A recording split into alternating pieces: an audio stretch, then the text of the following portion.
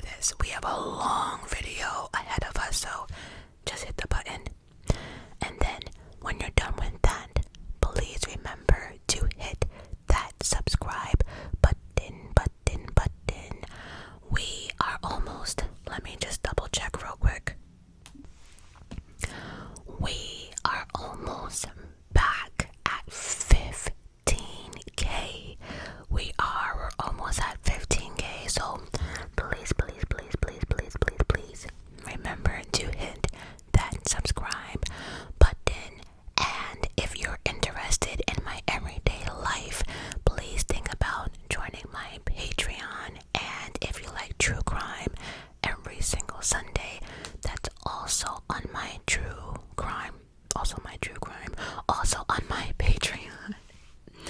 Also, do any videos I drop on YouTube, I drop on Patreon ad free. So if you're interested in any of that, the link will be linked down below. So without further ado, let's just get to. So to start this video, I do suggest you go ahead and watch my King Henry VIII video, because that will explain a lot here. But I will have to do a little fast-paced background to understand how we actually got here. We also have to have an understanding of the word Protestant, because you're going to hear that a lot, because religion was like life or death back then, literally. So if anyone wants to chime in here, please feel free to do so. But Protestants versus Catholics, we have to get that understanding. Protestants and Catholics are two major branches of Christianity, sharing the belief in Jesus Christ as the Son of God, but differing in their understanding of authority, salvation, sacraments, and other practices. So, authority. Catholics believe in the authority of both the Bible and church traditions, with the Pope holding ultimate authority. Protestants, on the other hand, emphasize the Bible as the sole source of authority. Salvation. Catholics generally believe salvation is achieved through faith and good work, including participation in the sacraments.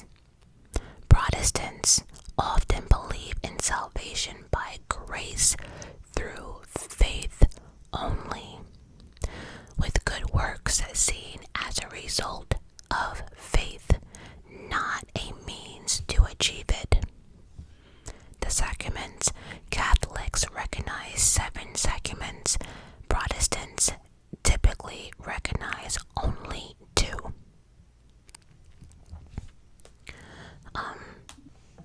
So that is important to understand moving forward, even with Queen Mary of Scotland. So I hope the difference between Catholic and Protestants is clear.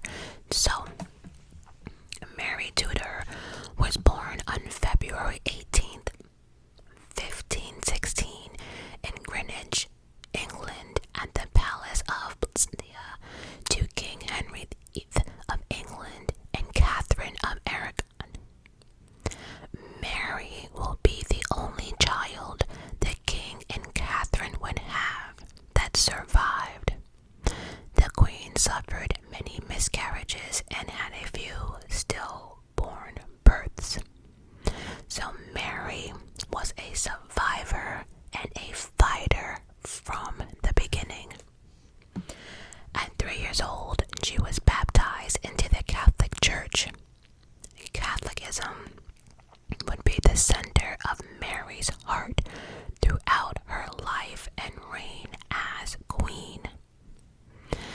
Now, we all know that King Henry VIII really wanted a male heir. He was obsessed with it, which is one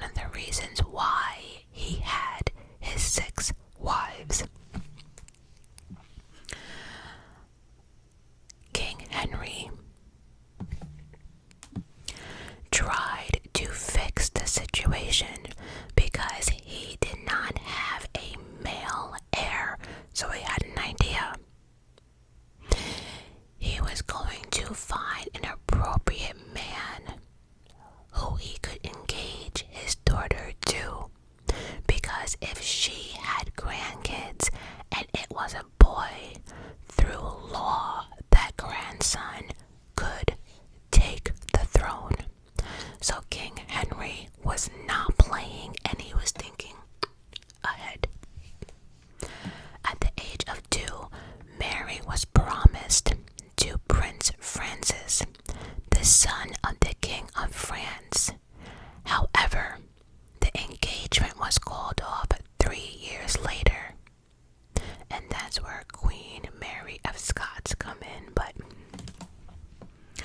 the following year, King Henry engaged his daughter to her first cousin, King Charles V.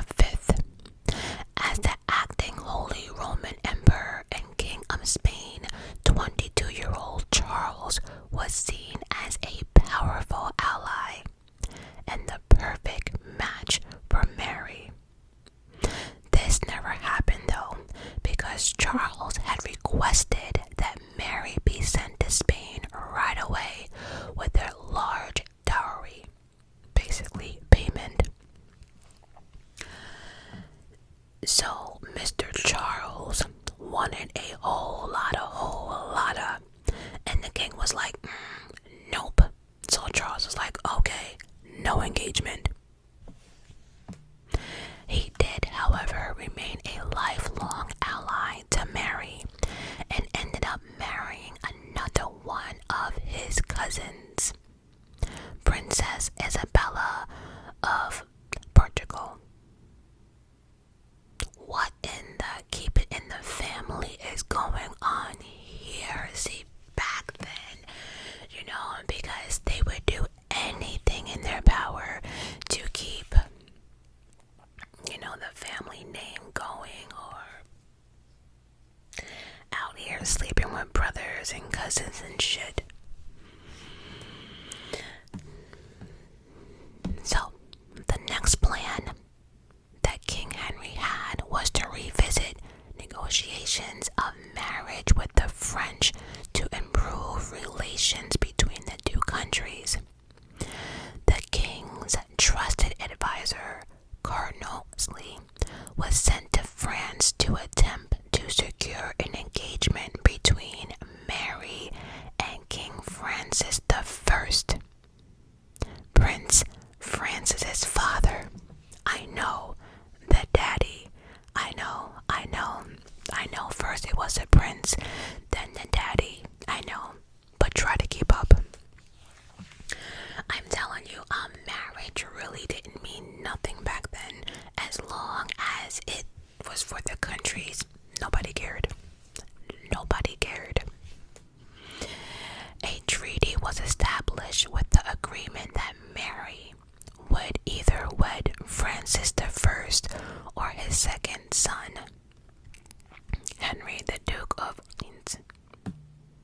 But that fell through because it proved unnecessary, because the cardinal was able to enter England into an alliance with France without going forward with any type of wedding. So they were like, yeah, we don't need this engagement, we don't need none of this, because what we need to do, we were able to do without your help. So no engagement, not necessary. At that point, the king gave up and sent Mary to Wales to sit as the head of the Council of Wales and the Marches. She was only 9 years old. Now remember, there was not really a law back then stating that a woman could not rule. It was unheard of, but it was not against the law. And the fact that the king did not have a male heir to the throne, he sent Mary away and was given a court and the privileges that would usually be given upon a prince. She wasn't exactly titled the Princess of Wales, but she was treated as such. 3 years that she was in Wales,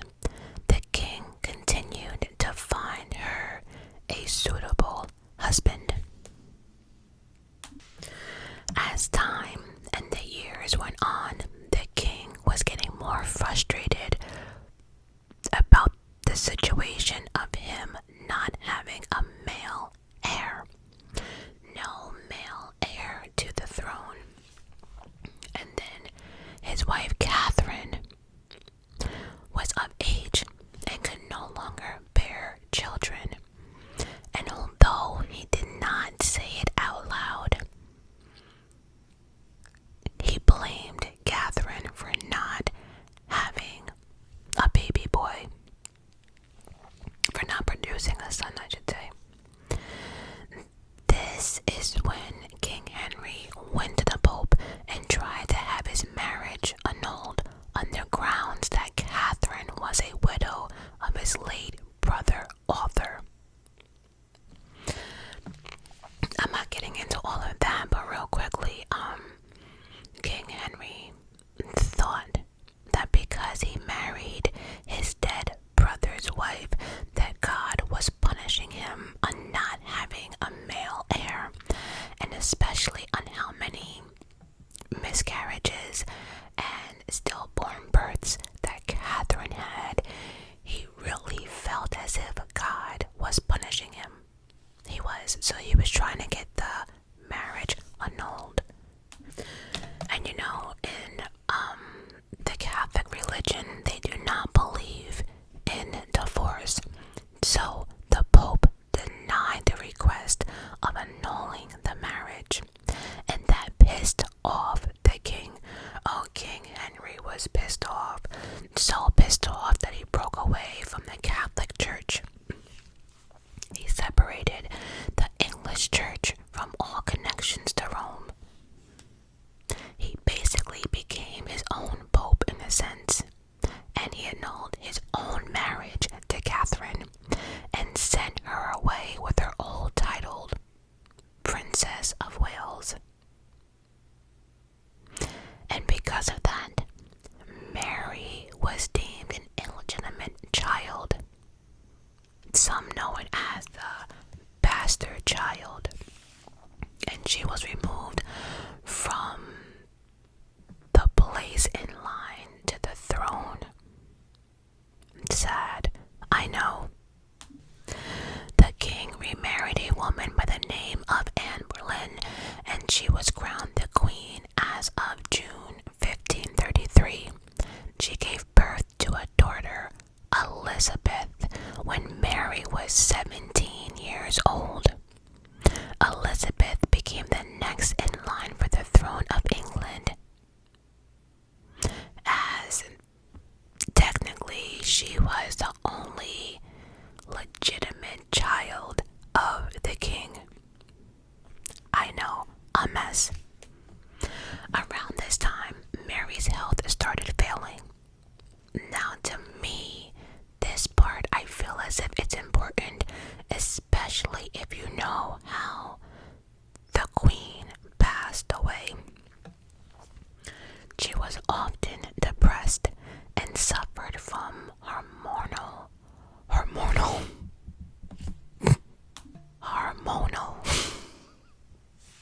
why that was difficult is beyond me, but she was having hormonal problems. Her menstrual cycle was very, very inconsistent and very heavy at times. And so again, if you know how the queen passed away, this might have been the first sign that something was wrong. She was very depressed because the king, aka her father, stripped her from her servants, maids, even from her household. It was like she did not exist in a sense. She was also not allowed to write or see her mother. And to make matters worse, she was merged into the household of her infant half-sister. And then she was reduced to be called lady rather than princess. Because remember, her half-sister, according to King Henry, is her only child. And then next to the throne,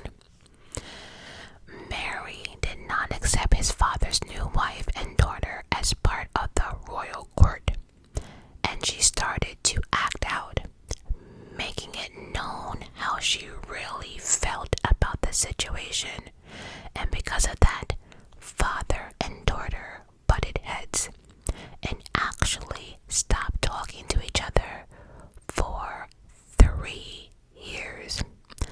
3 years and 3 years and 3 years. As Mary's health continued to decline, it's also stated that she had the flu, that people were not sure if she was going to recover. And then I also read that she might have had smallpox or something, along with the depression and the menstruals and everything else. But besides that, her mother had also fallen sick. The king tried to take advantage of the situation by offering mother and daughter a visit if they would acknowledge his new wife and recognize that she was the queen, legitimate queen. They both refused, and Mary never saw her mother, Catherine, again. Her mother, Catherine, died at the age of 50, and to make matters worse, Mary was not even allowed to attend her mother's funeral. Henry eventually had his second wife, Anne, executed, and he married a third to a woman by the name of Jane Seymour, who was one of the late Queen's ladies in waiting. By all historians, Jane was known for being a gentle, good nature, natural person. She was a good, natural person all around. I couldn't find one bad thing that anyone said about her, like at all. She always showed a lot of compassion for Henry's first wife, Catherine, because she was previously a maid and served her and daughter Mary. Jane was the one to convince Henry to mend his relationship with Mary. She did not agree with her father's beliefs, and she hated and would never forgive her father on what he did to her mother. But at least she was back in the household and reinstated. So it is safe to say that Mary and Jane, who by the way were almost the same age, awkward, I know, got along from the very beginning. Jane ended up giving birth to the baby boy that the king always wanted. His name was Edward, but unfortunately, his third wife, Jane, passed away from complications from childbirth. The king would go on to marry 3 more times, and in total have 6 wives. But his 6th and final wife, Catherine Parr, was a person who managed to restore Mary and her half-sister Elizabeth to the line of succession. Because of all the crap that the king was doing and saying and signing, Mary and Elizabeth were no longer in line for the throne. Catherine was able to convince Henry to sign the Third Succession Act into existence, officially making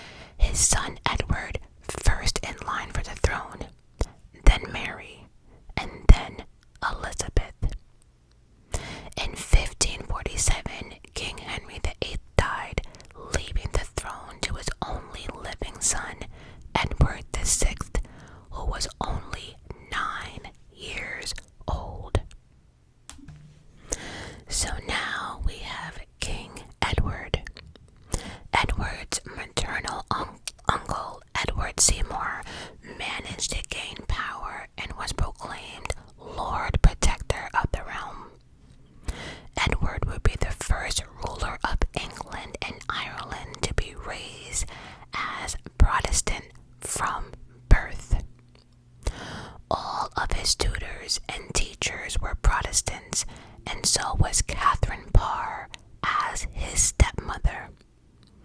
Although the King Henry had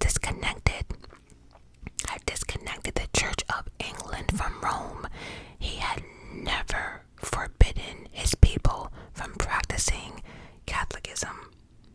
But the young king and his advisor took Henry's reform a step further by abolishing Catholicism and its practice in the country. And in the corner, right there in the little corner, was Mary, watching it all and staying true to her religion and continue to practice Roman Catholicism faithfully and in the open. She was under a lot of pressure from many different people and was told to stop, but she did not. And because Mary and Edward religious belief differ, Mary made sure to keep to herself a lot during Edward's reign. On the rare occasion that Edward would see Mary, he would talk down to her, even though he was more than 20 years younger than she was. But remember, he was the king. He didn't care how old you were or who you were. Didn't matter at all. Their differences concerning religion was just too much for them to see eye to eye. So they did not see eye to anything. Edward also disliked the support that Mary was given by her first cousin, Holy Roman Emperor Charles V, who even threatened to start a war with England if Mary was not allowed to practice her faith. Yeah, shit was getting real. In 1553, Edward fell sick. But even on his deathbed, he had the mindset to think about the throne and what he wanted for England and Ireland. And one thing was clear. He did not, I repeat, he did not want his half-sister Mary to take the throne and reverse all the work that he'd done.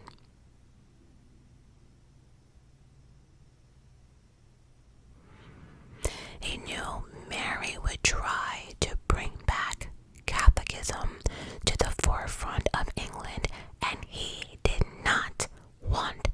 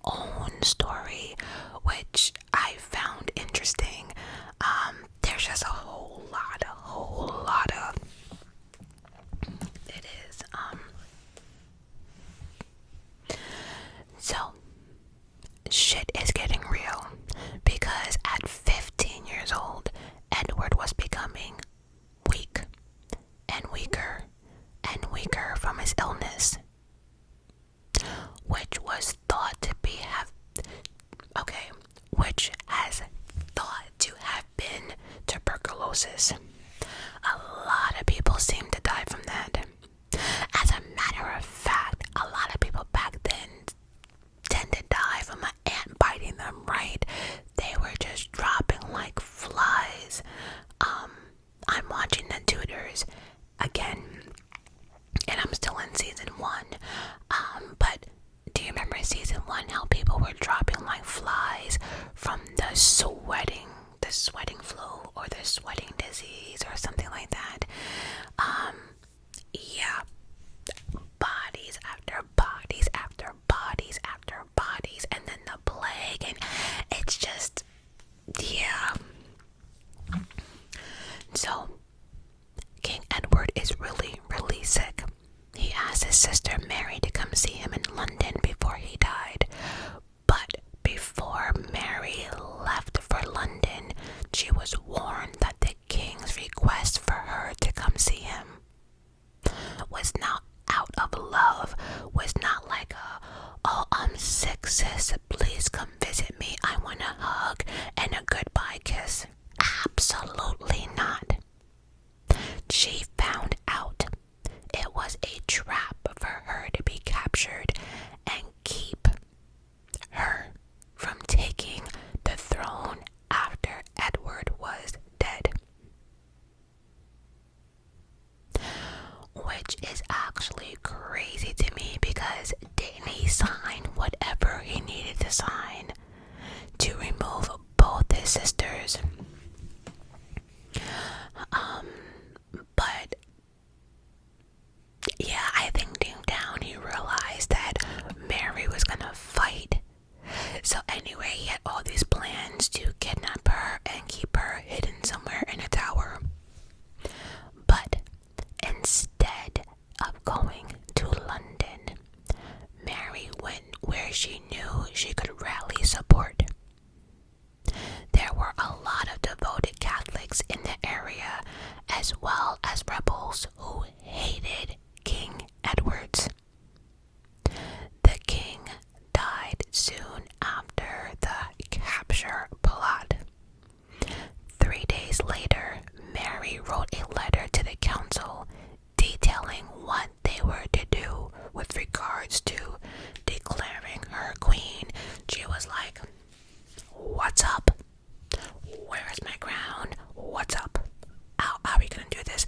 Should I come to you? You come to me? Like, what's up?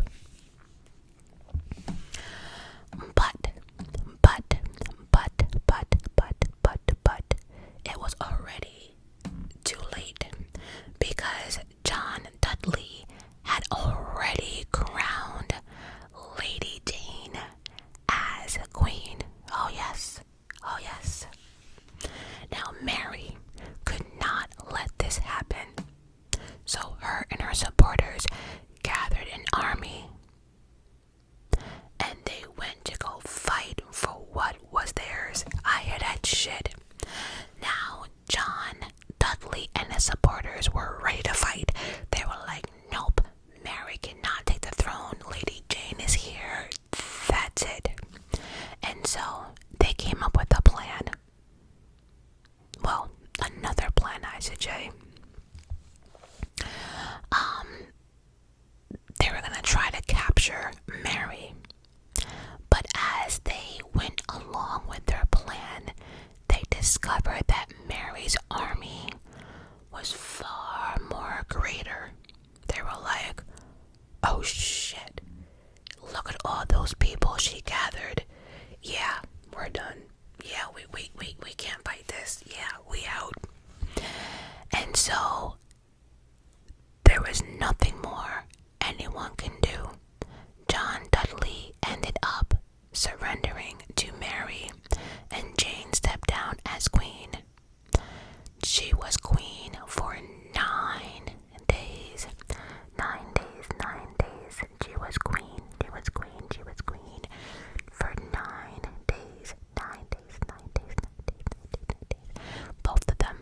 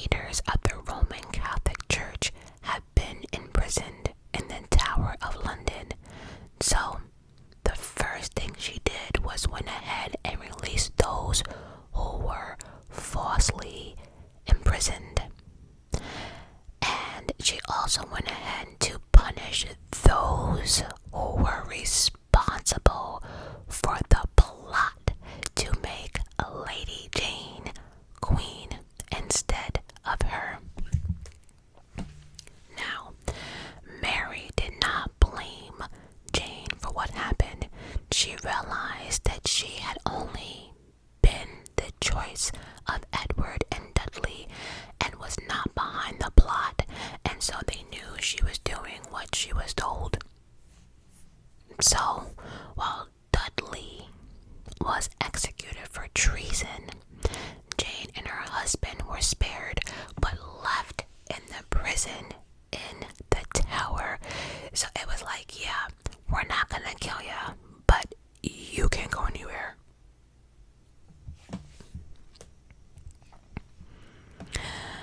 Mary was already starting with an impossible task. She had almost no trusted advisors left in the council because they all been part of the plot against her. Ain't that some shit? You're now queen and you can't trust nobody. You out here side-eyeing everyone. One of the prisoners she released from the Tower of London was Catholic Stephen Gardiner, the Duke of Norfolk, who she appointed to be her Lord Chancellor of Bishop of Winchester. With the help of Gardiner, Mary filled her council with suitable advisors who followed the Roman Catholic faith. On October 1st, 1553, Lord Chancellor Gardiner, who was given the honor to make Mary the official Queen of England and Ireland by crowning her in a ceremony at Westminster Abbey. It had been a long struggle, but finally, Mary, at the age of 37 years old, had taken the throne. So, Mary is now the Queen of England officially. One of the first things that Mary did when Queen was introduce an act that would declare her mother's marriage to her father, King Henry VIII, completely legal and valid. This would make herself a legitimate child of King Henry. The act was passed without issue. I just want to say, I find it crazy that King Henry had all these kids, but was allowed to sit there and say, yeah, that's a bastard child. No. Bastard. No. Yeah. He can be on the throne. Oh, no, she can't. And then here comes Edward, King Edward. Removing sisters, putting them back on, trying to capture her. It's just crazy. Just how people just change laws just to fit their own narrative. Anyway, the second act, pushed through, would have Edward, or her half-brother, aka the last king, turning in his grave if he knew the shit his sister was about to do. It was about religion. Oh, I know Edward was turning in his casket, trying to break out like, what? No. Mary was about to reverse everything that Edward did. Like, all of it. Mary also wanted to restore the Church of England to Rome's jurisdiction, which was not easy, but she was able to get it passed with the help of her husband. Speaking of which, let's talk about her love life. Oh, yes. So, against all odds, Mary made it to the throne. But there was just one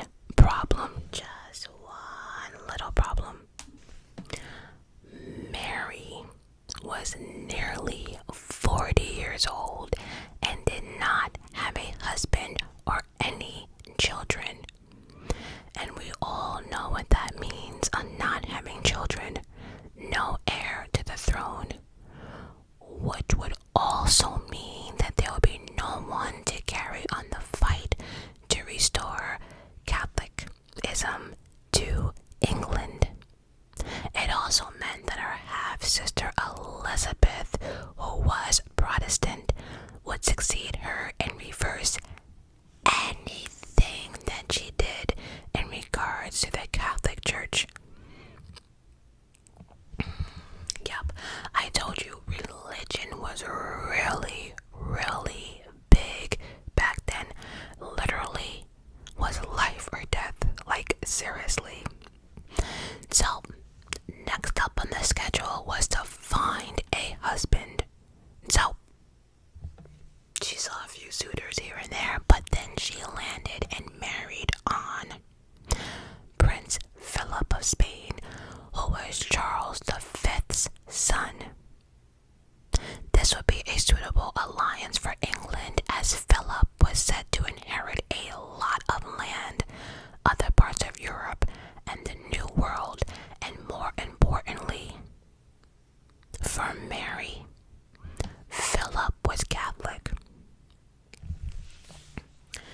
Now, her whole team, her whole council, begged Mary not to go through with the marriage because they knew and feared that marrying Prince Philip would leave the kingdom indebted to the Habsburg, who were the most powerful and royal family in all of Europe. So they didn't want, no ties.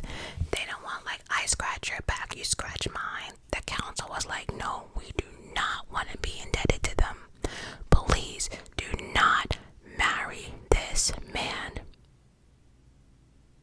He also understood that many Protestants would dislike the Spanish prince because of his religion. Remember, a lot of Protestants respected the Queen because they knew she was their rightful heir to the throne, and she did not discriminate against religion. However, having two powerful people, and both of them Catholic, might have rubbed people the wrong way. If that makes sense. It's like, okay, Queen, okay, we don't care about your religion, okay, cool, but we can't have two leaders, two of y'all being Catholic. Oh.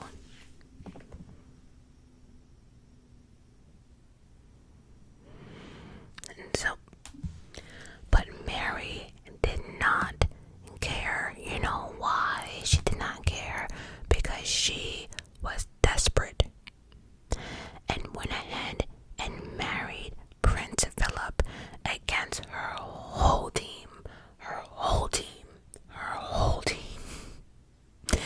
And guess what? Her team was absolutely correct. The English population was not feeling this marriage at all, and they let it be known and tried to do something about it. Which brings us to Wyatt Rebellion. This action was to get rid of Mary and replace her with Elizabeth. Henry Grey, who was Lady Jane's father, was one of the 4 leaders of the rebellion, which was sent into motion in the beginning of 1554. The uprising was doomed to fail. However, from the beginning, it was doomed to fail, with Sir Thomas Wyatt being the only rebel leader able to assemble a considerable fighting force. But rebels were stopped when they reached London. They were like, you're not passing here. Oh, absolutely not.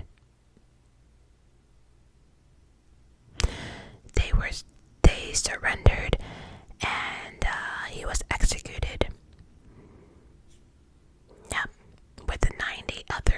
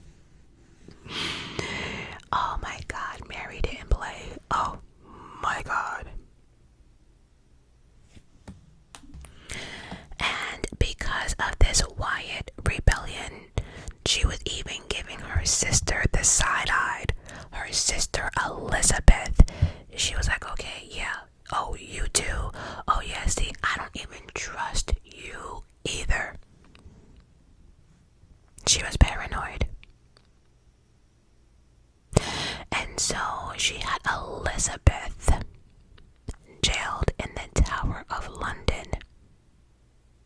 She later sent her away from London on house arrest. So basically, I felt as if Mary always struggled when it came to Elizabeth. She always did, because I feel as if they both understood what was going on. But again, Mary was the first female ever to have this much power, right? So everybody wanted it. But anyway, she took her sister out of the Tower of London and then put her on house arrest somewhere, so she was always being watched. Despite the large number of executions, Mary did show leniency and pardoned many rebellions, including some of the leaders. Then she went ahead and lied to the people, stating that she understood their concerns and their worries, and she would consider their opinions on whom to marry. But in actuality, Queen Mary didn't give a shit. As a matter of fact, she was just telling people what they wanted to hear, but she was already married. She wasn't gonna take anyone's opinion for nothing. Absolutely not.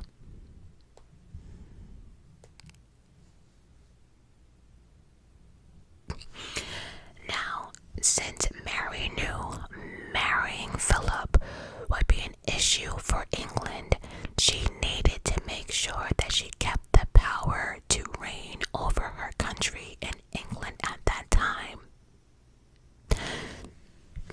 So, she wanted to keep everything she had, right? And so in England at that time, any inheritance properties held by a woman became the belongings of the husband upon marriage. Let me read that shit again, because Mary was like, oh, hell no.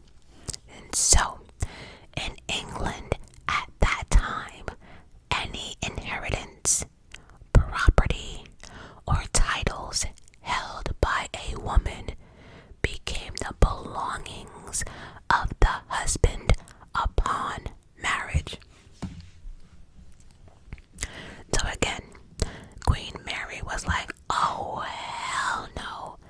And so to fix this problem, Parliament passed a Pacific Act for the marriage of Queen Mary and Philip of Spain. The act made Philip the King of England, but made sure to designate Mary as the monarch whom all decisions had to go through her. Philip would not be able to take action or make any decisions without Mary's permission. Philip would also not be allowed to bring in any foreigners to preside over any office. This act addressed the use of military forces by Philip as well. England would not be responsible for providing any military forces to Spain,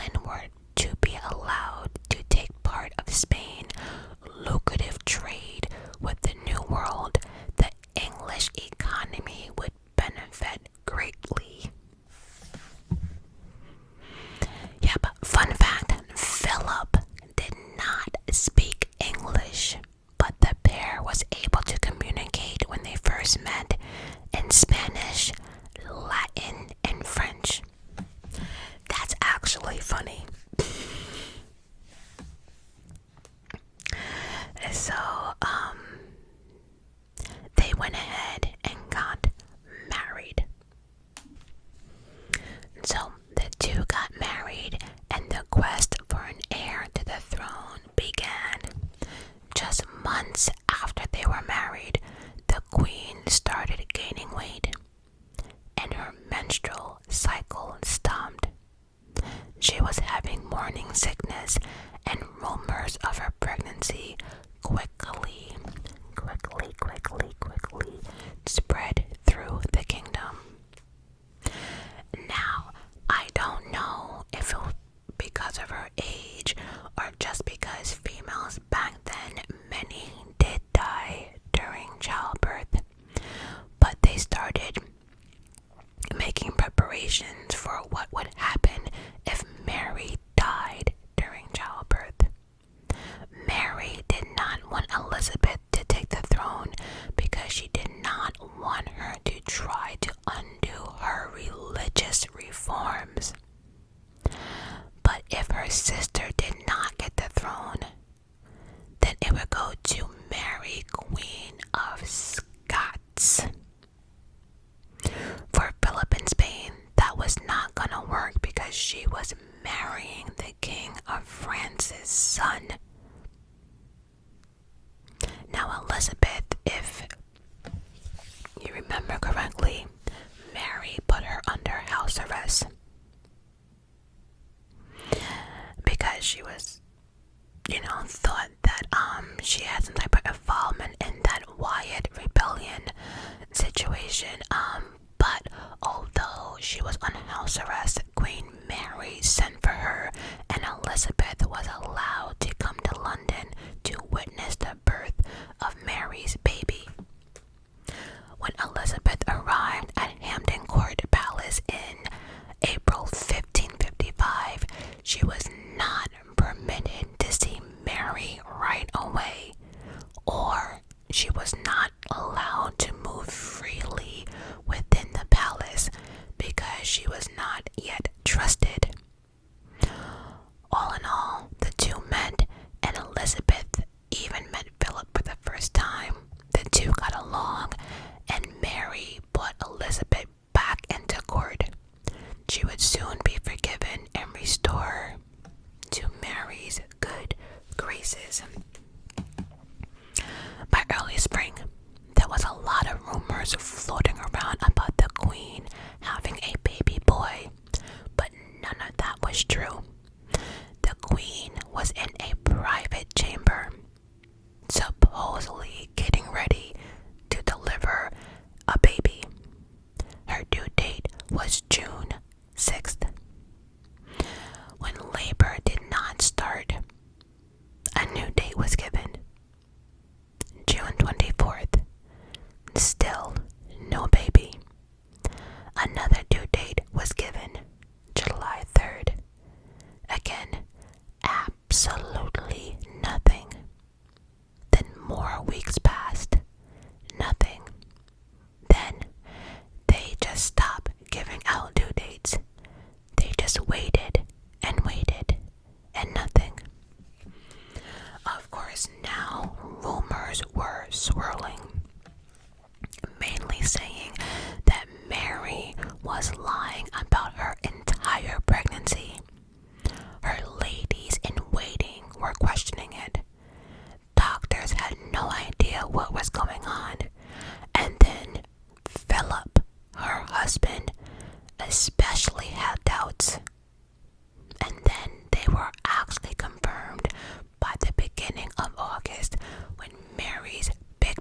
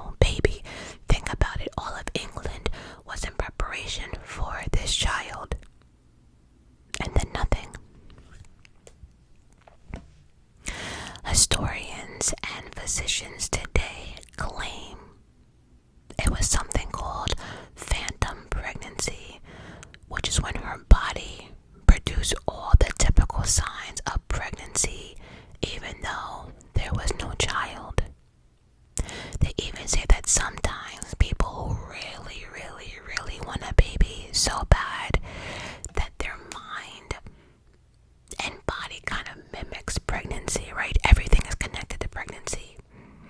And it's sad because there's so many women out there who want children, and it is so devastating.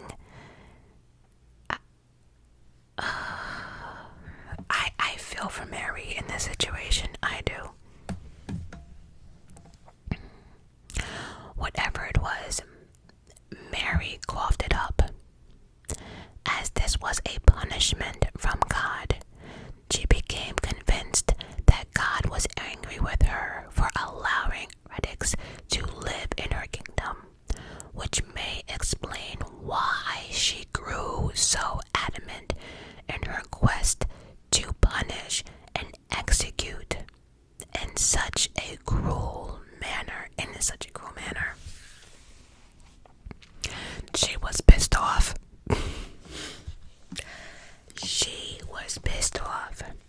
Now Philip was also disappointed and embarrassed and left in August to fight France in mainland Europe.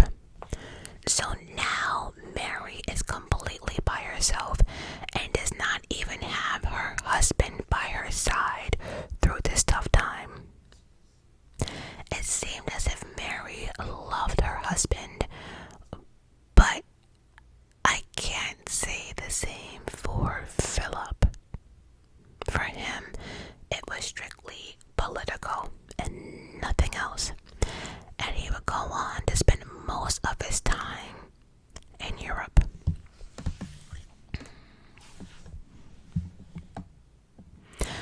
Philip, however, was in some good use to the marriage because he helped restore Roman Catholicism. And that was a good thing because at least the couple had religious goals. The same religious goals, I should say. He convinced Parliament to abolish the religious law that King Henry VIII, aka Mary's father, had put up, which meant that England would once again fall under Rome's jurisdiction. Mary oversaw all the negotiations with the Pope to have the Heresy Act reinstated, which means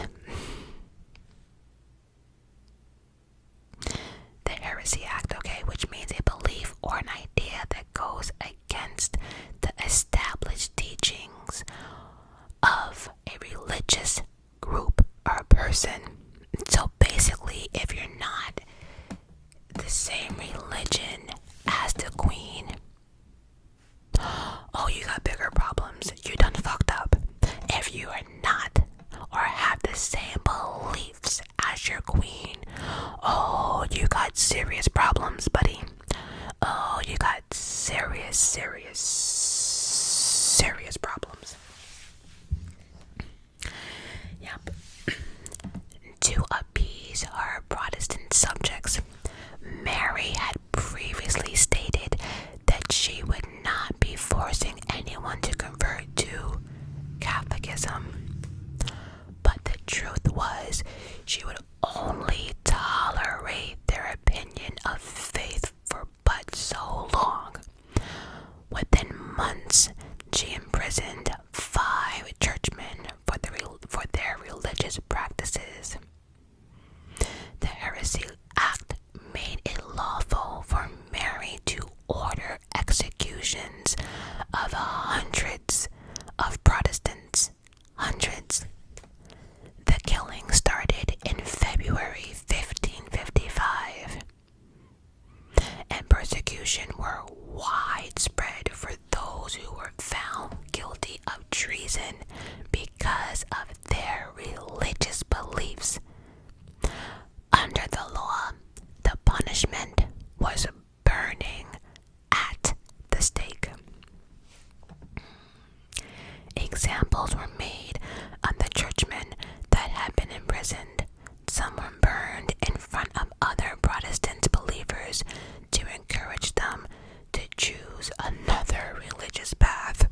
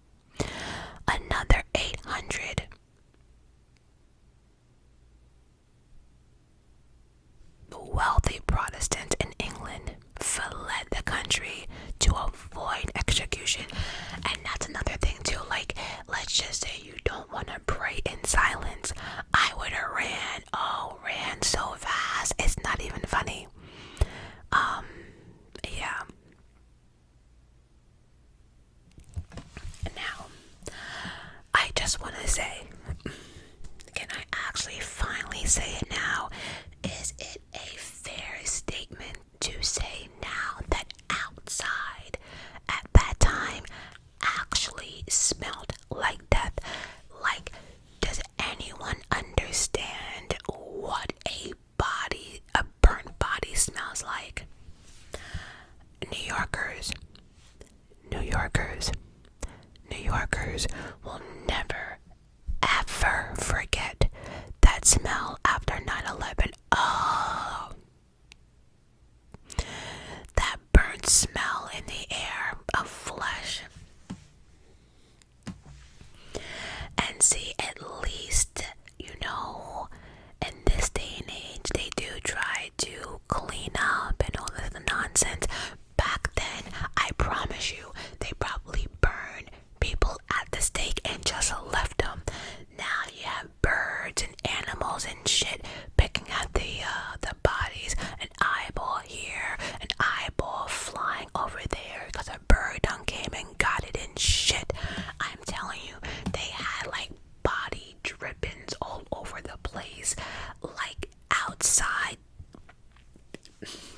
pieces of flesh decaying in the street. Like I said, after 9/11, New Yorkers know what smell I'm talking about. There's no way. Nope. And then on top of that too, right? Burning the bodies. We also have people being beheaded and shit. There's a whole lot of blood just splattered. I think I'm making myself sick. Please hold. I think I just grossed my own self out, cause yeah, you can't change my mind that outside smelled like death, period. And so you can imagine that many people disapproved and were outraged on the way Mary was handling the situation, like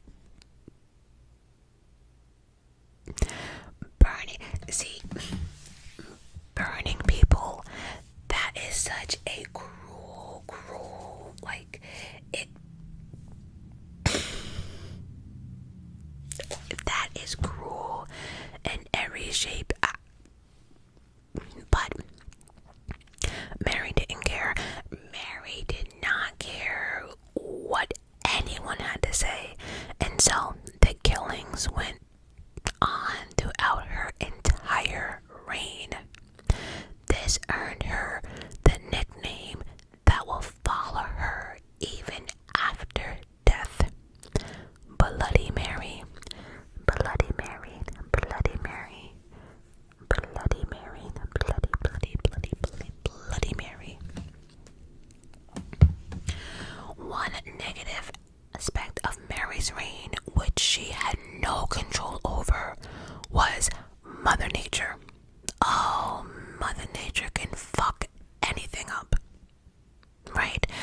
And so the vast amount of rainfall that the country endured led to flooding, which led to crop failure and the deaths of farm animals, and which resulted in starvation, which resulted in pissed off people. Just a chain reaction. And this only made England's economy worse. People are dropping like flies, crops are dying, animals are dying. Just a shit show. And then on top of that, Mary didn't have any money. Between how King Henry VIII spent money like it was nothing, and then here comes King Edward also spending like his father, there really wasn't that much money. And then, going to war for anyone costs money as well. So England was in a fucked up predicament.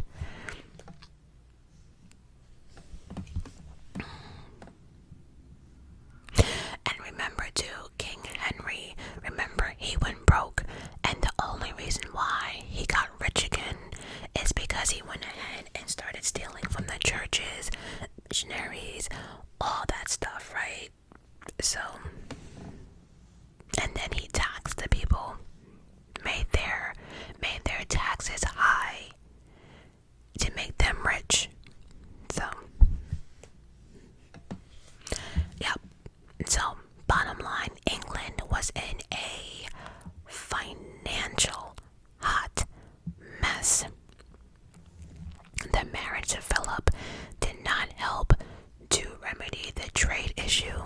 Spain was trading heavily and successfully with the New World, but England was not getting a piece of that action.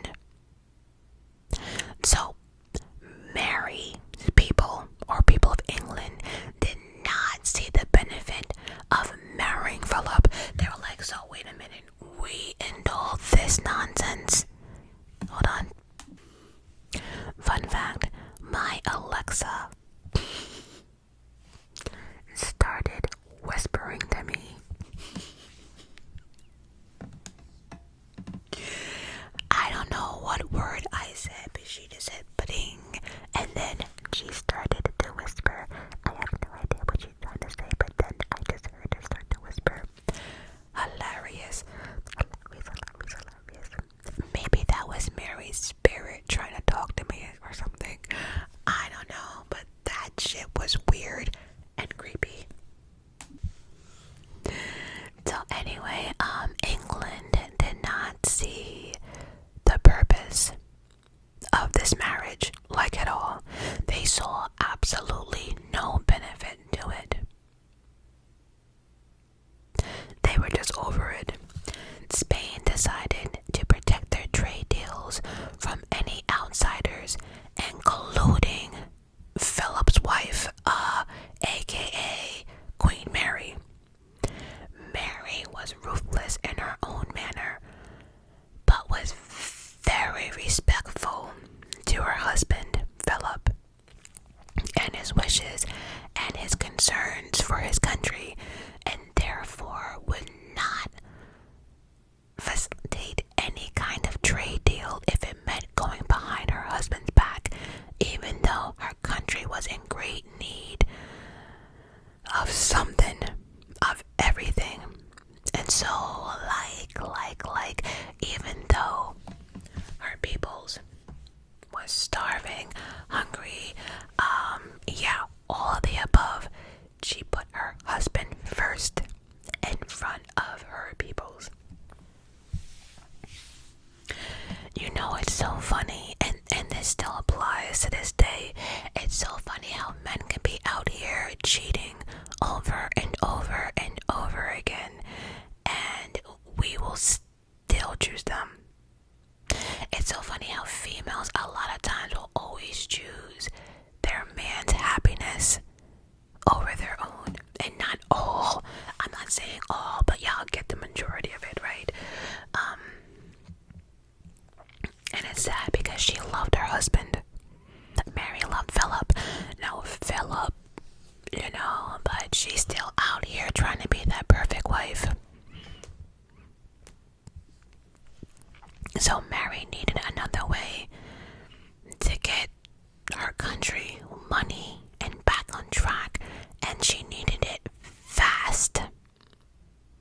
She had to address England's economic problem. All in all, she struck up a trade deal that implicated new tariffs that would be applied to new types of items being imported from other countries. It helped a lot, but did not bring England back on its feet.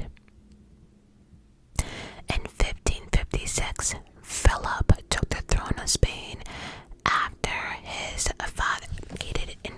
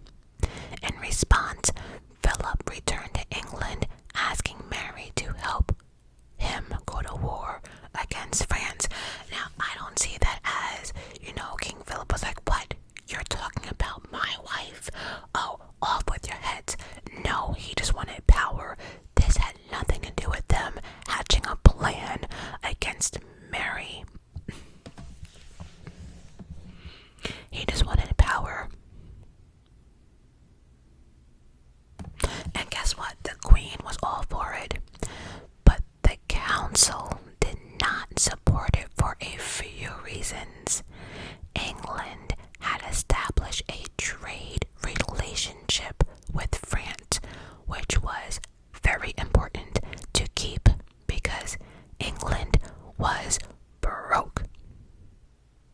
War would also require lots of money and lots of supplies, which, two things, England did not have at that point.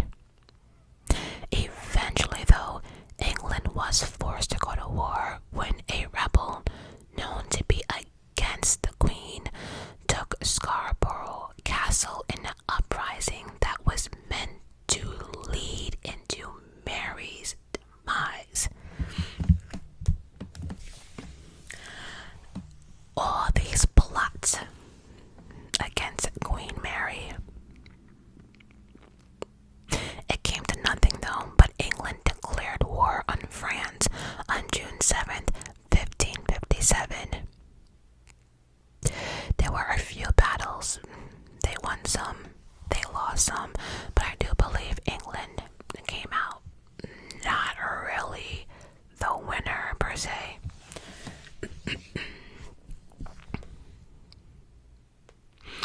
While Queen Mary is primarily remembered for the religious persecution during her reign, she also initiated positive reforms in other areas of English government and economics. She focused on strengthening the navy, improving England's finances, and laying the groundwork for futures in later reigns. So yes, she's known as, Bloody Mary, all of the nonsense. But in actuality, though, she did do a lot of positive,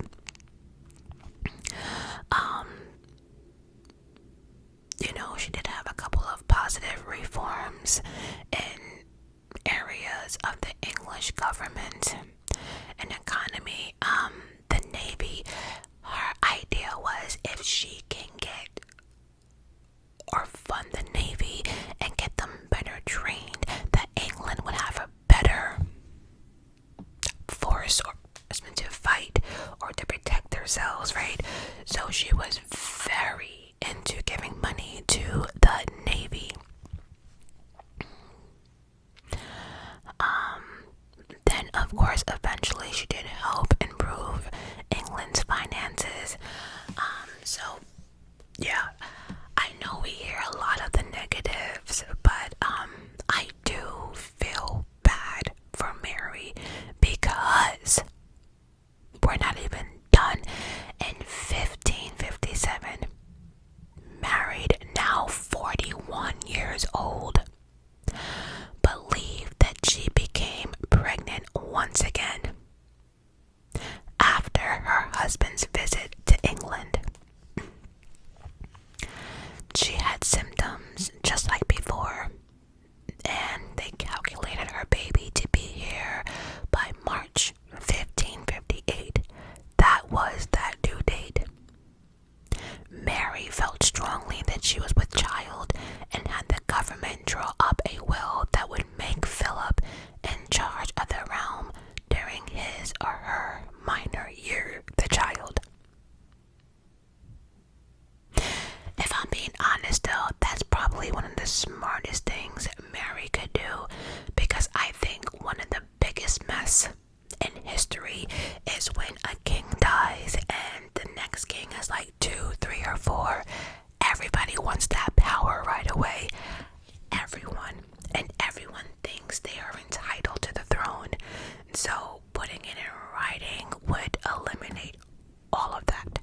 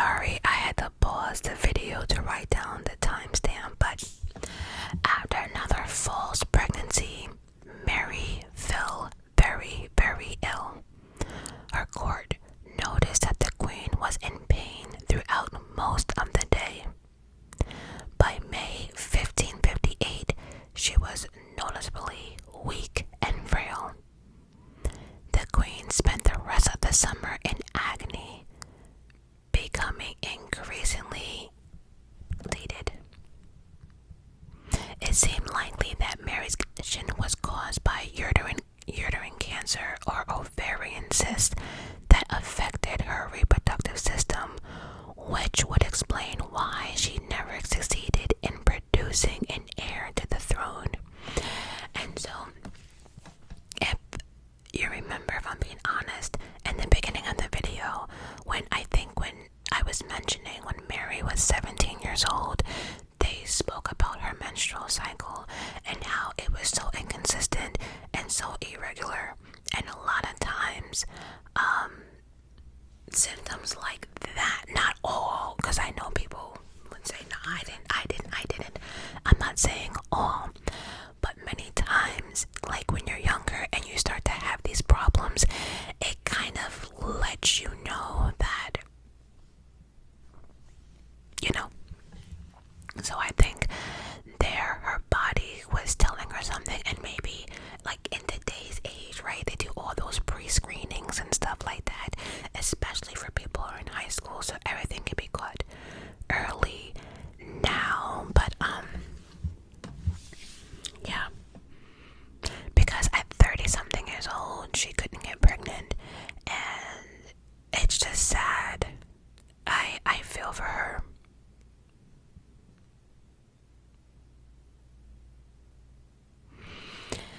Anyway, as she got sicker, Mary experienced periods of unconsciousness. Towards the end of her life, in one moment, she agreed to make Elizabeth her successor, but added that she wanted her half-sister to continue the work she had done to restore Roman Catholicism in England. Then, on October 1558, Mary added her to the will for the royal crown. And then she also stated that she would not be handing down the crown to a blood-born heir. Everything would go to Elizabeth. On November 17th, 1558, Mary died at the age of 42. News of her death was sent to her husband Philip, who was in Brussels at the time. The king had suffered many losses recently, but he did not seem really upset with the death of his wife. A funeral service was held for England's first female pregnant, and Mary's body was at the Westminster Abbey on December 14th. Elizabeth, the new queen, made sure the funeral was befitting for a woman of Mary's status, sparing no expense. Mary included in her will that she would like to be buried next to her mother, but like many wills back then and desires, her wishes were ignored. But when Elizabeth died, she was actually buried next to her sister. And honestly, it's really hard to say which Tudor family member is the most infamous, right?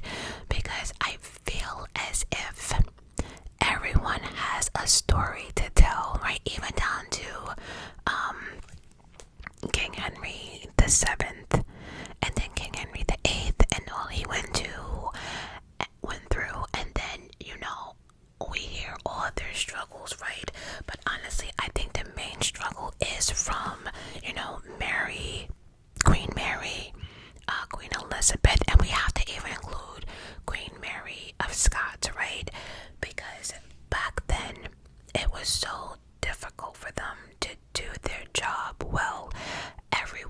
Nobody wanted to be ruled by a woman, right?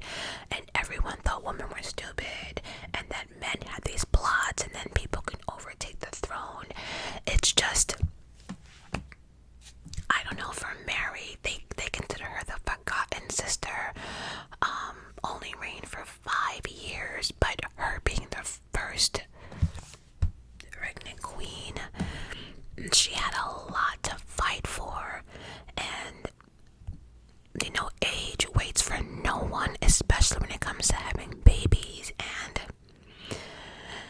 just embarrassment, and then she never really had true love, and just her thinking that her not being able to produce a kid was a punishment from God.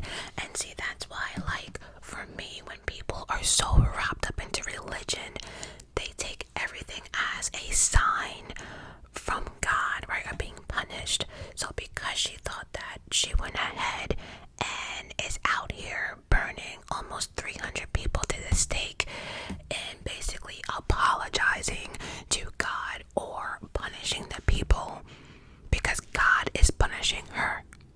Right? Am I making sense?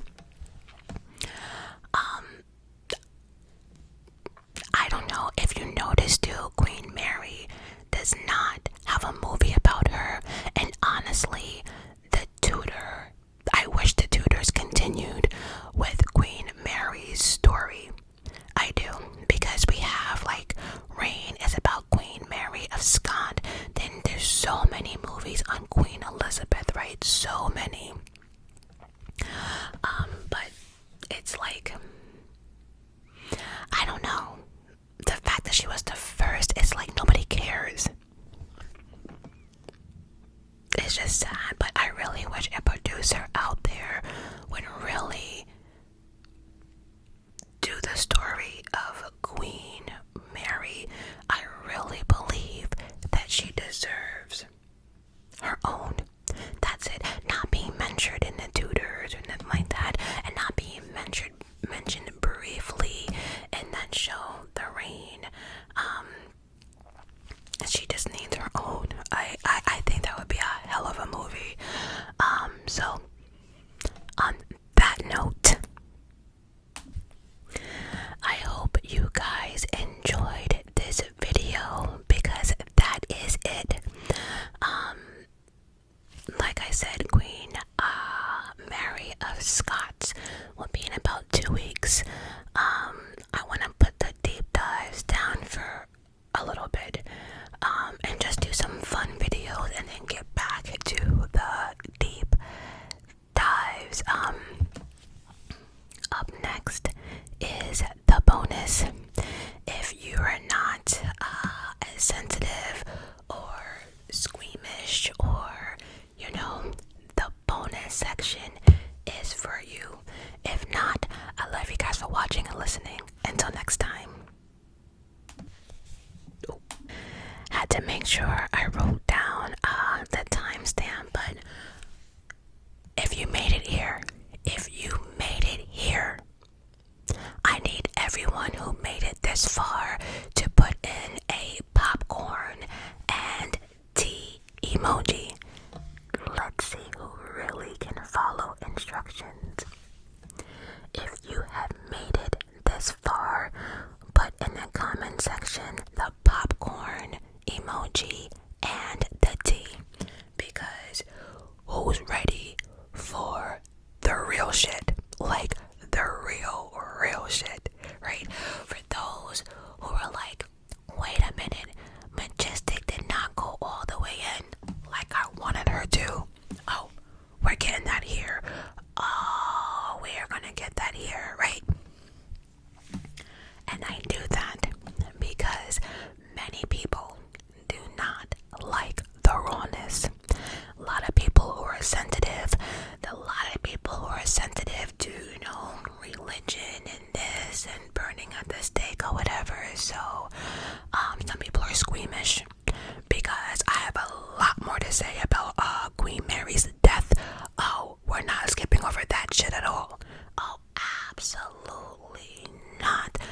Whole lot of religious talk. So I wanted to keep things as separate. So y'all got the PG-13. This is the raw shit and the raw good shit. So again, if you are ready and you made it this far, please put down in the comments a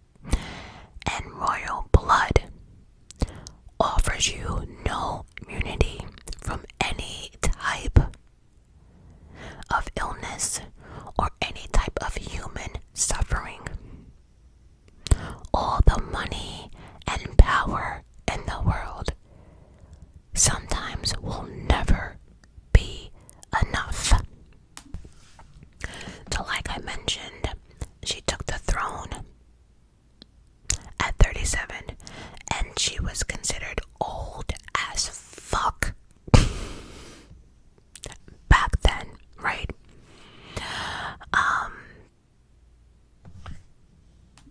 Because remember, she was 37 years old and she clung to the impossible dream of producing a heir. Now, back then, 37 is kind of old now, and I say kind of because times have changed, but 37 is kind of old to be having your first baby, although people are doing it, right? But back then, 37, you must have been 90. You must have been 90. It didn't matter. 37. You was old as dirt. In their times. Because if 37 was old for them, then shit, I must be dust. Because I'm 45. So but the obsession with pregnancy and succession would become a tragic situation. Just like her father, it exposed both her physical frailness and the political vulnerability of her crown. Philip, her shit husband, was 11 years younger and was already showing signs of Asperger's mental instability. Well, shit is not what happens when you out here sleeping with your cousins and shit. Anyway, he did not care for Mary at all. She was just a useful stepping stone to gain more power in his eyes, and that sounds harsh as fuck, but it's the truth. He had no care for her whatsoever.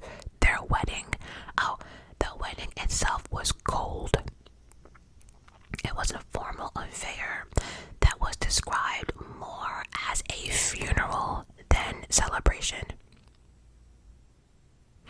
Mary, who was desperate for love and an heir to the throne, threw herself into this marriage that people said it made her look pathetic.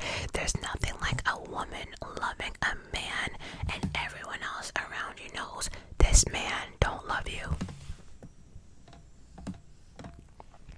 And then Philip found the whole thing embarrassing, needy, and distasteful. He was not attracted to Mary, nor did he even try to love her. Not one bit. It was all about power and what he can use from this marriage. The first sign of Mary's phantom pregnancy appeared within months of her marriage, and the entire court was forced to participate in what amounted to be a whole shitload of delusion. Delulu. Mary's stomach swelled dramatically. She experienced morning sickness and she felt what believed to be fetal movement. She would say things like, oh my god, I just felt my baby kick.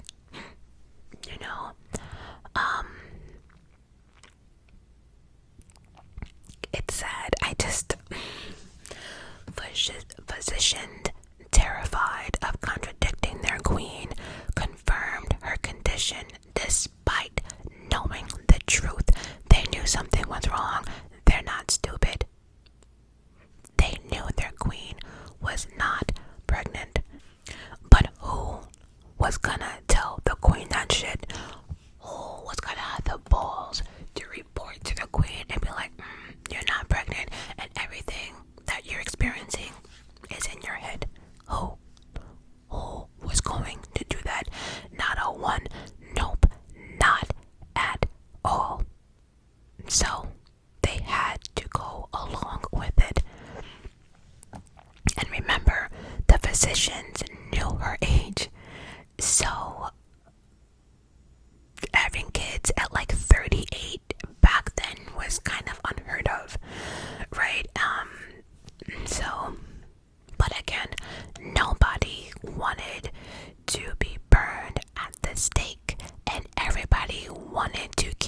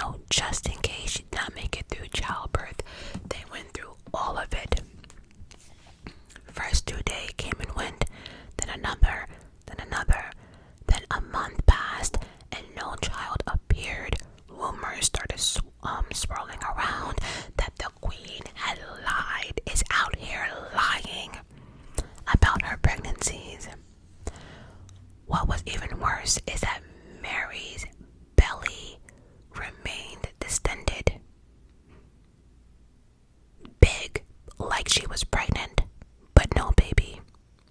She would spend hours and hours in prayer, begging God to deliver the child she was convinced she was carrying.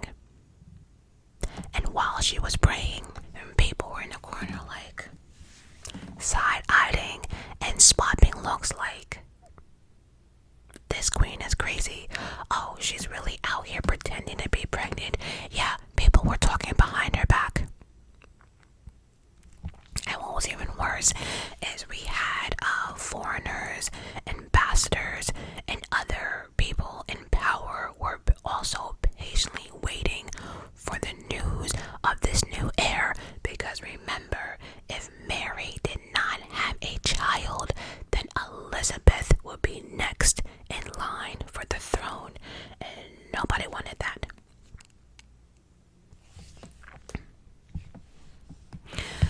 Now, modern physicians believe she was suffering from ovarian or uterine tumors at that time that caused the abdomen to swell, and hormonal changes that mimicked pregnancies, aka the phantom pregnancy. All of that would have drove any female crazy or put them in depression. Think about it. You are the first female ruler. You were old in their time, you can't produce an heir.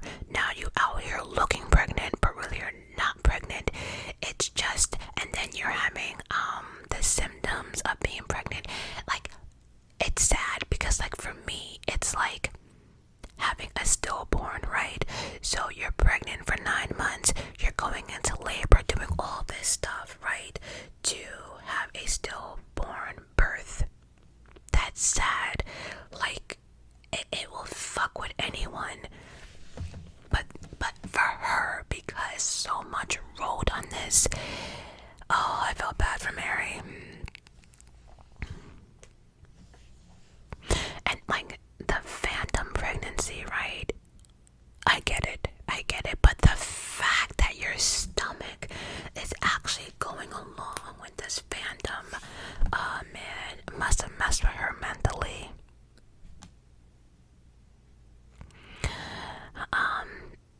And then, as we know, her stomach was big, and then it got flat again, I guess. And then, you had her husband Philip, who was completely disgusted with the wife phantom pregnancy. He was disgusted and actually pissed off. Because remember, this was strictly a political move, and he wanted an heir. Because, like, for him, no heir, this whole marriage was pointless. Pointless, worthless. He was 11 years younger. He did not find his wife. It's just a hot mess. And remember, he was also pissed off because of that law she passed. Well, I wouldn't say a law. I consider it like a prenup. But remember, no matter what happens, King Philip still won't get the power that he wanted. And so,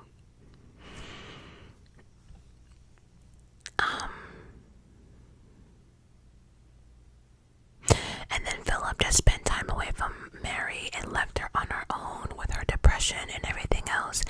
And with all of that going on, it drove Mary deeper into a depression.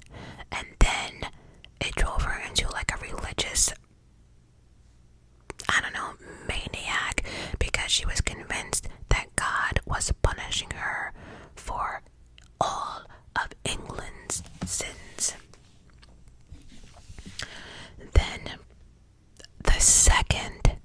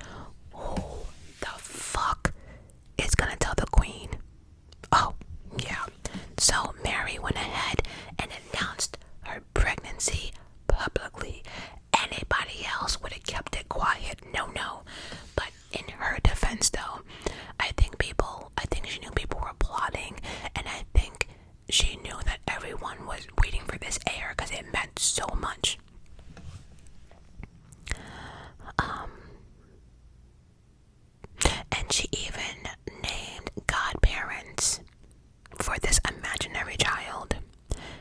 It's sad. When no baby appeared, Mary claimed that God was testing her faith. The failure of these pregnancies shattered whatever remained of Mary's emotional stability and convinced her that England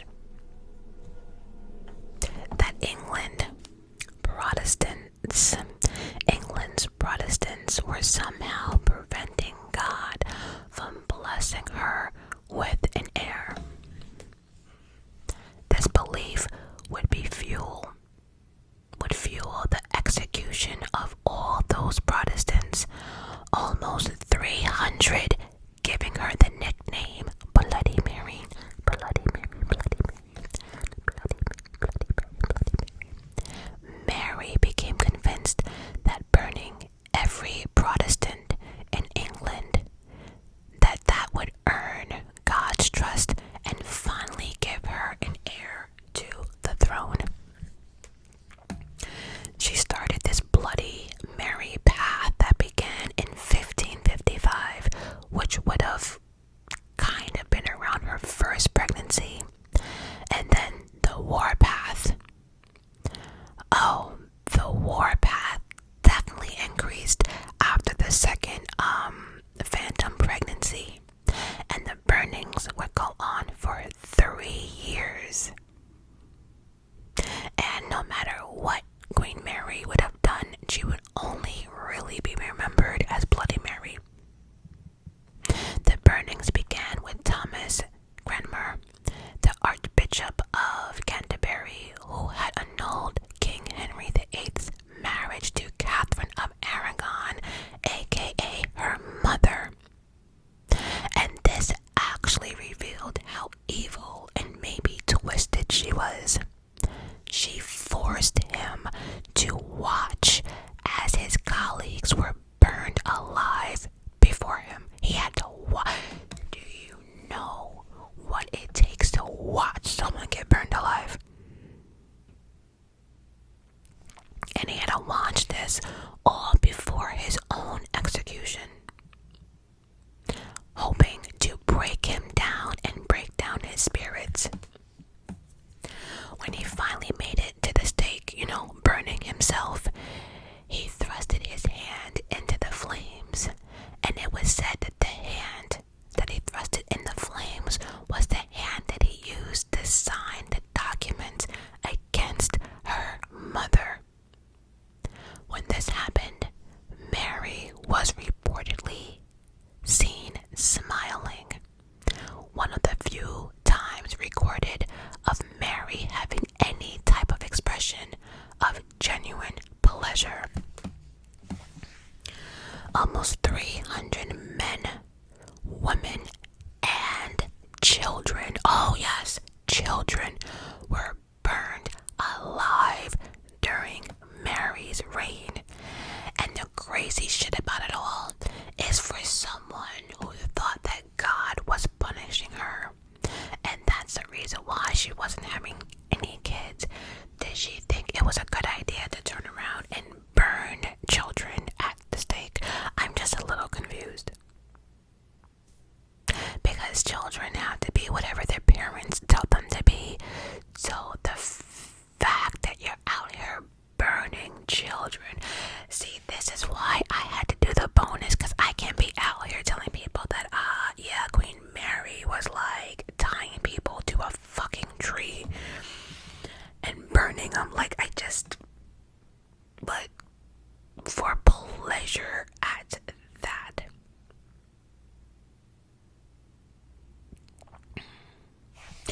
And all these burnings at the stakes were all done publicly, like some type of entertainment.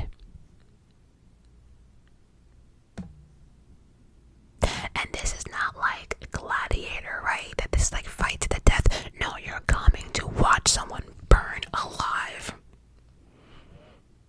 Do you know how cold-blooded and what type of special human you have to be able to tolerate watching someone being burned at the stake?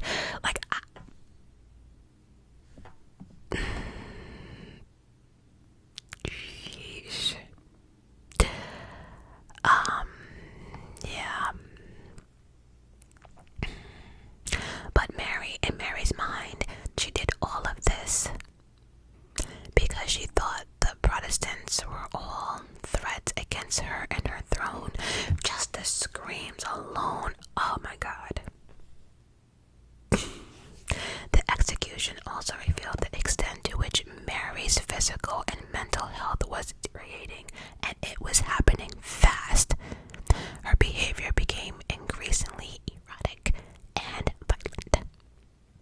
She would fly into rages when presented with evidence that the burnings were increasing rather than decreasing Protestants' belief. And then she began to see Protestants' conspiracies everywhere. She thought everyone was out to get her. Her paranoia was real.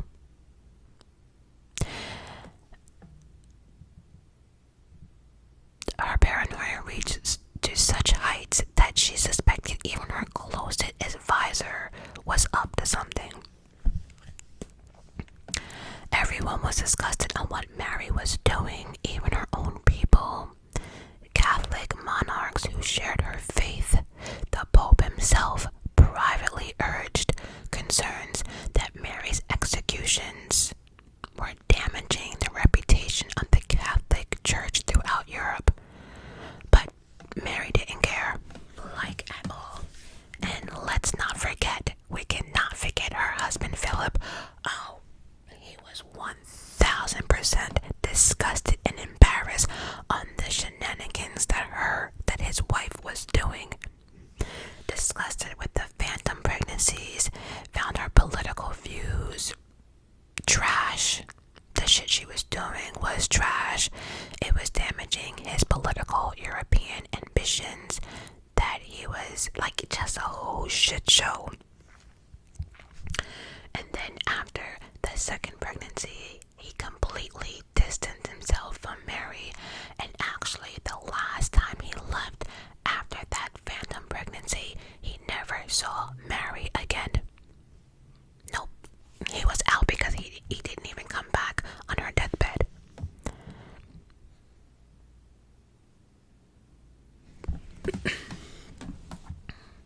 And then the crazy part about it all is she was thinking that burning these Protestants at the stake would make people convert into Catholicism, but it actually did the opposite. It made people come together as one.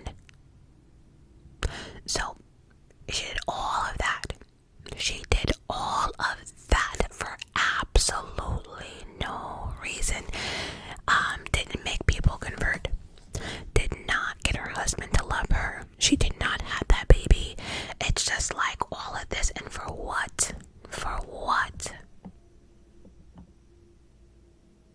The Protestants actually were looked at as heroes because they were dying with such courage and dignity that they inspired others rather than terrorize the population.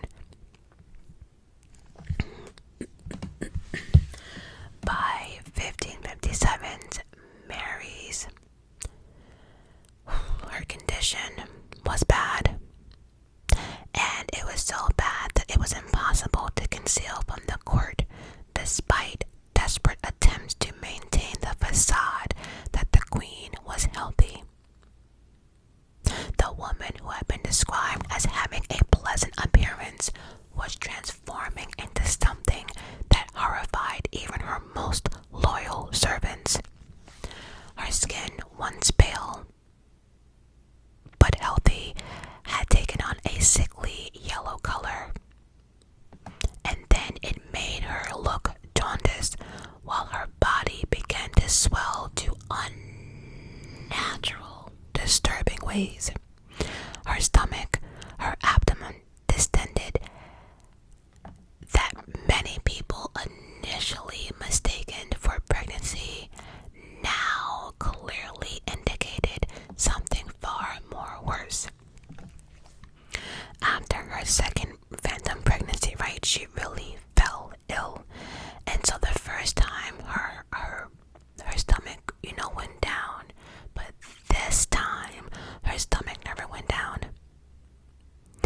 and so her belly protruded so dramatically that she could barely fit into her royal robes, and the swelling was accompanied by a hardness that physicians found deeply troubling. Modern medical physicians suggested that she likely was suffering from advanced ovarian or uterine cancer, possibly complicated by liver disease, a condition that would be 1000% fatal in the 16th century. Shit, it's fatal now, and we know what that shit is. So, the pain that accompanied Mary's illness was constant and excruciating. She was in such much pain and agony that she could not find a comfortable position to lay in. Courts records from this period described her as spending entire nights pacing her chambers, unable to lie down due to the intensity of her suffering. Cries, screams, moaning, weeping would be heard throughout the palace from the queen. Her digestive system had essentially stopped working normally, leading to periods of severe, and I mean severe, constipation.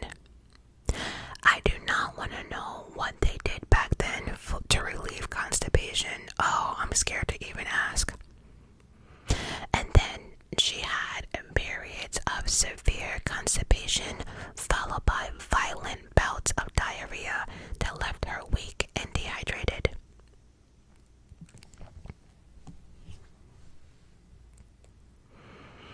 The queen was someone who liked to celebrate and have feasts, now was too sick to eat, and then when she did attempt to eat, it would come back up. The bodily fluids that were coming out of her body, or the bodily fluids that her body was producing, gave off such a bad odor that servants were reluctant to approach her despite the risk of punishment for neglecting their queen. The jaundice color that Mary's skin was accompanied by a darkening. This gave her a corpse-like appearance. Her eyes that were once bright and commanding became sunken, and they too became yellow, while her skin was now yellow, started to take on a grayish undertone that made her look more dead than alive. It has been documented that she looked like a walking corpse. As all this was going on, her mental state got worse. The constant pain and the knowledge that her body was failing her and falling apart led to periods of delusion, thinking that went far beyond her earlier religious obsession. She began to see enemies everywhere, convinced that every single Protestant was conspiring against her, or somehow doing some type of black magic causing her illness. Through witchcraft, poison, one of them. She became so paranoid that she refused to eat or drink anything that had not been personally prepared and tasted by her most trusted servants. Now remember, all of this was happening in the 16th century. They did not have medicine like we have today, and Mary's condition is something they never ever seen before. On that note, the medical treatments that were given by her physicians only added to Mary's suffering. They had no understanding of cancer, let alone uterine or liver cancer. So they could not cure her and only could offer interventions that increased rather than alleviate her pain.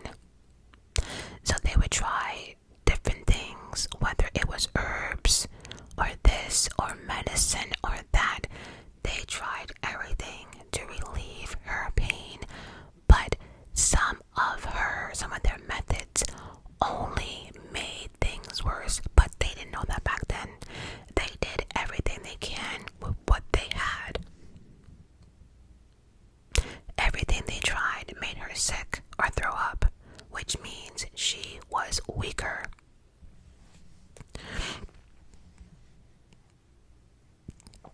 Her final months in 1558 was not a pretty one. Oh no. She was neither alive or dead. She was just there, if that makes sense. Just kind of trapped. Her body began the process of decomposition while she was still alive. If y'all remember my bonus from King Henry VIII, the same thing started happening to him. His body started decomposing while he was still alive. Like father, like daughter. This would have been a complete nightmare for anyone in the royal court. The smell of decay emanating from the queen's room was so overwhelming that servants had to be rotated frequently. Even the most hardened servant found excuses to avoid her presence. Like nobody, like the skin lesions that had begun as small discolorations spread across Mary's body. They turned black and started weeping fluid that stained her bedding and clothing. Again, doctors did their best with what they got, but everything they tried seemed to accelerate the decay, creating new sites of infection and adding to the overall horror of her condition. Her extremities were getting the best of her as well.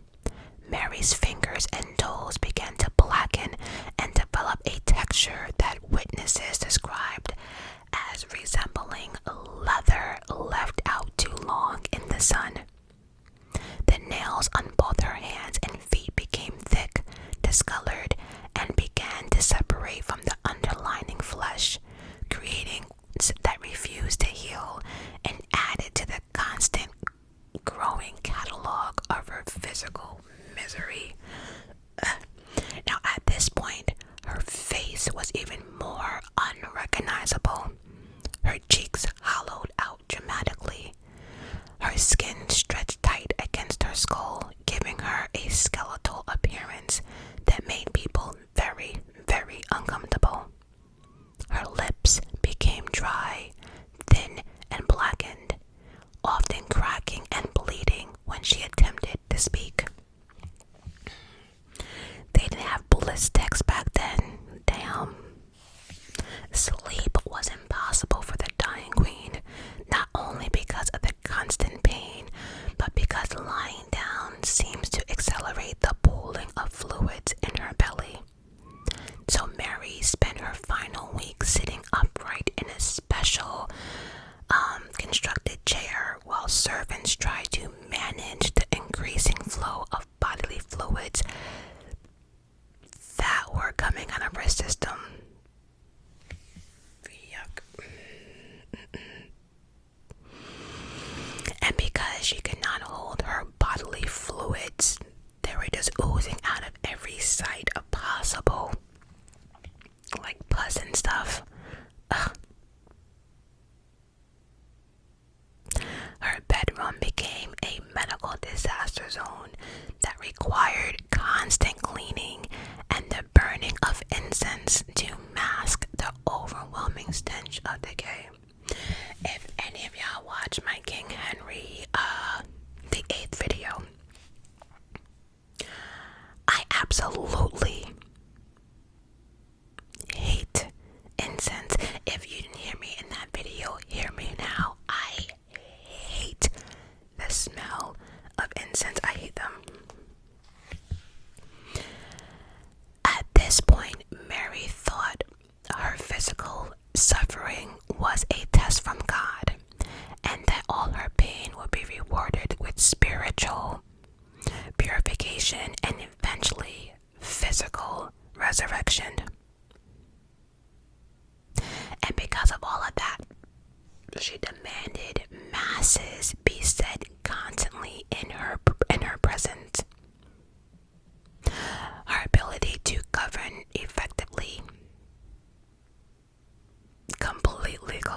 it was a shit show.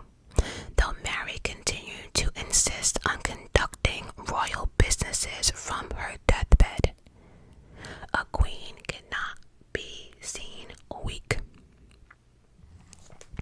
Ministers, foreigners, ambassadors who were forced to meet with her reported being nauseated by the experience, describing a woman who was more corpse than queen.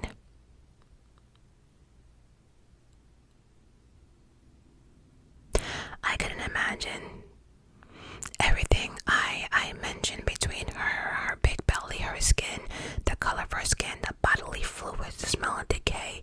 Could you think for 1 second that you had to walk into a room and sit down in front of this person and act like everything is okay? And you can't say, oh, ew, none of that, right? Because then you might not have your head the next day. So you would have to just sit there like everything is okay. They were uncomfortable. Nobody wanted to make eye contact with her. The last week of Mary Tudor's life represented a decline into physical and psychological torment, so severe that even her enemies began to pray for her quick release from suffering. By November 1558, the Queen's body, so ravaged by disease that servants had to gather themselves before entering her presence. The Queen's voice now was barely a whisper. So to communicate, she would have to write things out with her shaky, non-stable, weak hand. When she did try to speak,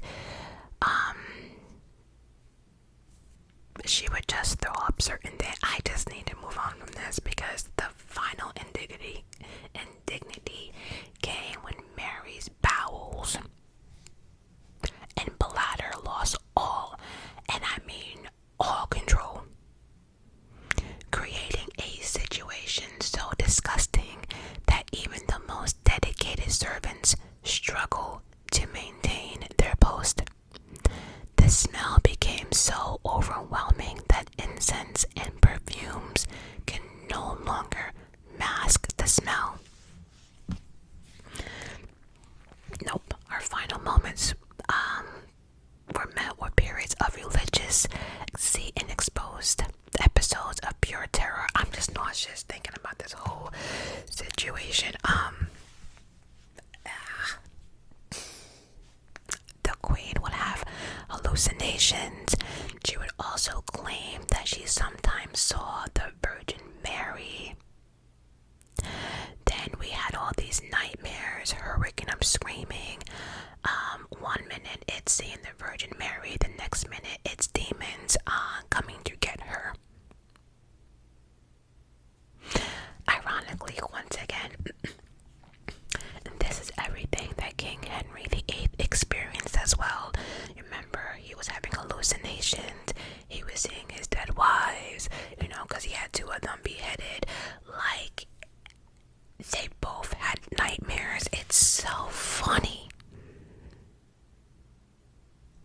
As death was coming closer, everyone knew there was nothing they can do for the Queen. So the physicians continued to do useless treatments while they were literally preparing for her death. Behind her back, they were already planning for the succession of Elizabeth. When Philip did find out that his wife was on his deathbed, he did absolutely nothing. He could care less.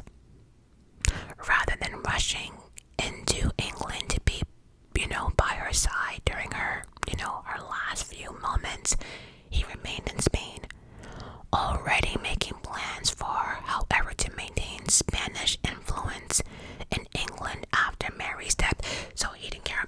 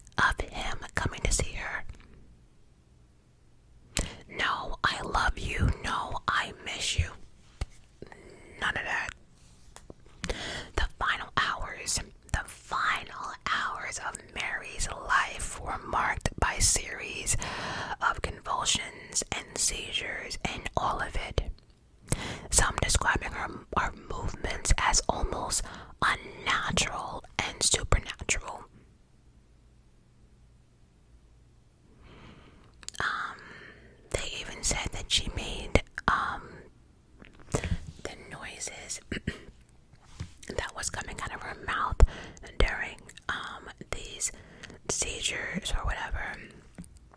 They said they could not describe it as being human. Not human nor animal-like. So if it didn't sound fully human or animal-like, what are we talking about here? Like what are we talking about?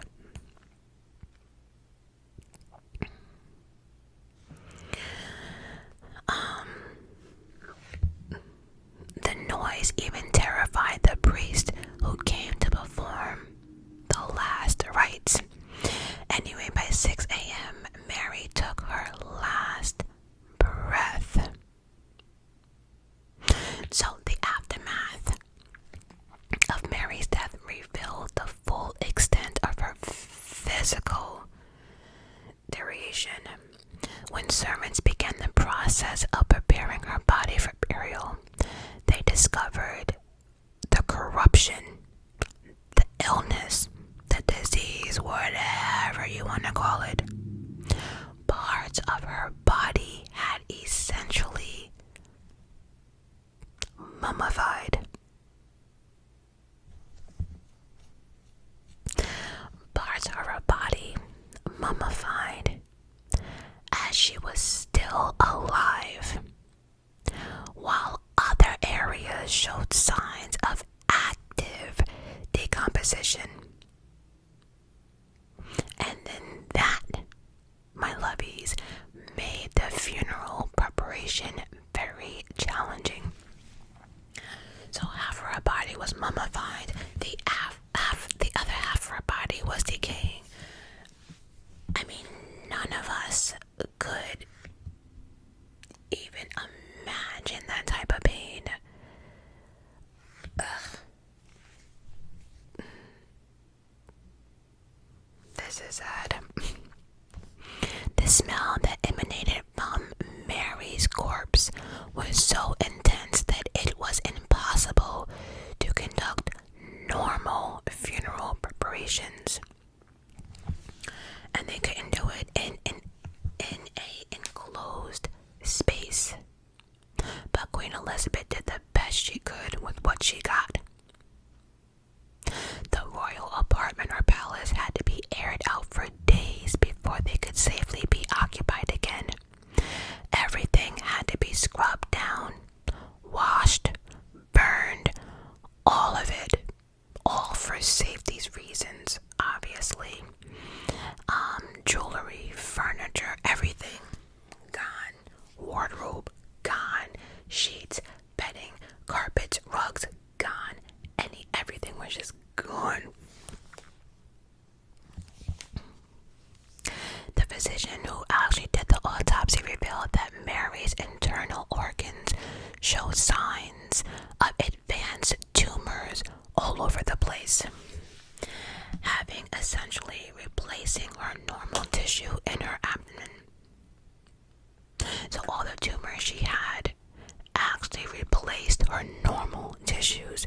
This is why she was in so much pain, and the tumors replacing normal tissues in her abdomen, which is why her stomach was so big.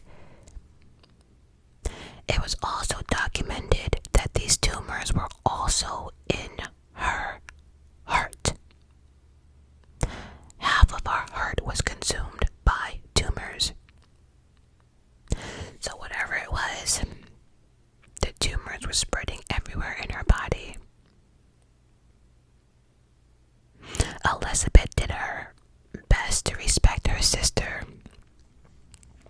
You know, she had Mary put down where she wanted to be buried. She actually wanted to be buried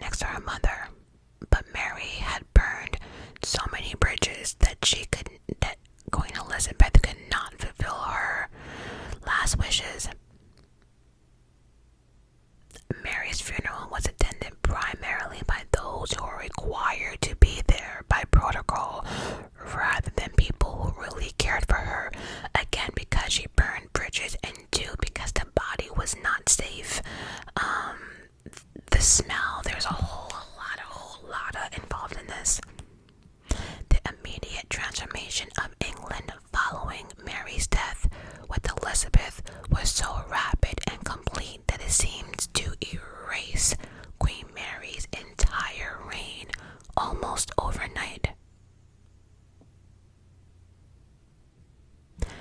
Because Elizabeth's first act as queen was to halt all religious persecutions, and within days, Protestants